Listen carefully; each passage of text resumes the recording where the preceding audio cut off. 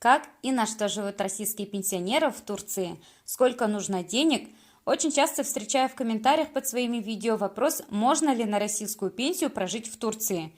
Очень многие, выйдя в Россию на пенсию, хотят переехать жить в Турцию, но многих пугает в первую очередь финансовый вопрос. Давайте все по порядку.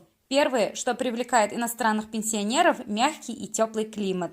Он идеален для комфортного самочувствия в таком возрасте. Большую часть года светит солнце, зимы теплые, без снега и резких перепадов температур.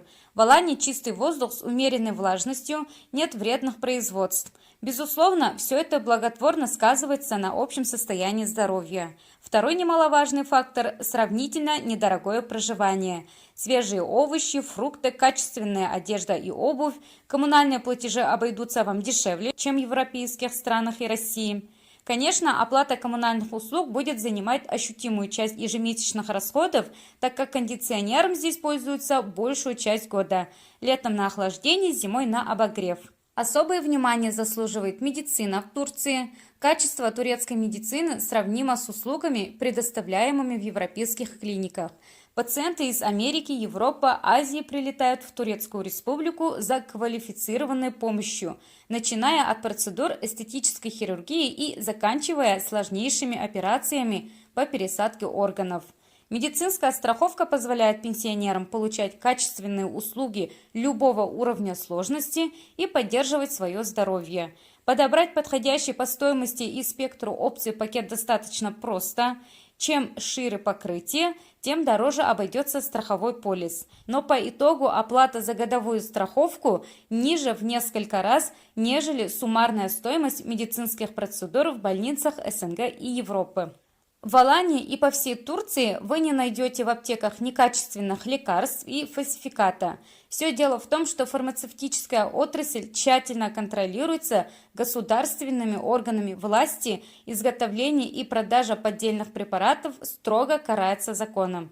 При этом цены на турецкие аналоги популярных медикаментов невысокие, а для пенсионеров предусмотрены хорошие скидки.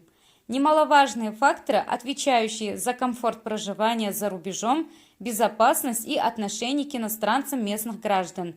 В курортных городах Турции спокойно и безопасно, практически нет бандитизма. Турки – самобытный народ, отличительными чертами которого всегда были радушие, искренность и уважение к старшим. И в этом случае не имеет никакого значения национальность, религия или социальный статус. У меня есть несколько знакомых семей пенсионеров, которые переехали жить в Турцию, так как они там живут. Кроме пенсии должен быть еще какой-то доход. Например, сдача квартиры в России. Если вы будете сдавать квартиру в России, например, за 15 тысяч рублей, плюс пенсия за двоих 30 тысяч рублей, то прожить в Турции вполне реально. Например, в городе Алания. За 20 тысяч рублей можно снимать квартиру, 15 тысяч рублей тратить на еду и 10 тысяч рублей тратить на мелкие расходы плюс оплата коммунальных платежей. Да, особо не разгуляешься, но и в России на эти деньги шиковать тоже не будешь. Большой плюс жизни в Турции не только для пенсионеров, но и для всех – это минимальная трата денег на одежду. Тут не надо покупать куртки, шубы, дубленки, ботинки. Растрат будет минимум. Что нужно учесть при переезде? Если вы только-только собрались переезжать в Турцию, то надо учитывать первые вложения. Это покупка мебели, если снимаете, например, пустую квартиру. Это траты на вид жительства и на другие документы. Ну и на квартиру, даже если вы ее снимаете за 20 тысяч рублей, то учтите, что заплатить нужно будет риэлтору и депозит.